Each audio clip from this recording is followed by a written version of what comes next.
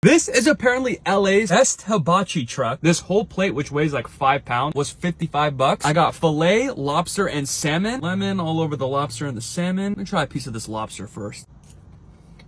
They serve it all over their fried rice. It tastes exactly like Benihana's fried rice, which I love. Get some of the salmon. It's tender. Salmon's cooked perfectly. It is lacking quite a bit of seasoning though. Let's try some of this filet now.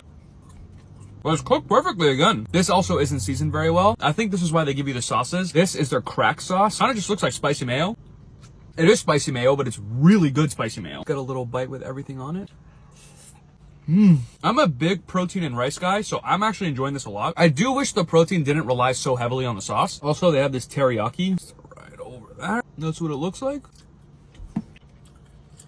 That tastes like teriyaki flavored cough medicine. Not a fan of that at all. Is it worth 55 bucks? Maybe not, but you don't need to come here and get a lobster. All around, I'd give this a 7.9 out of 10. I would totally come back and get this. If you're around mid-city, I would definitely hit this up.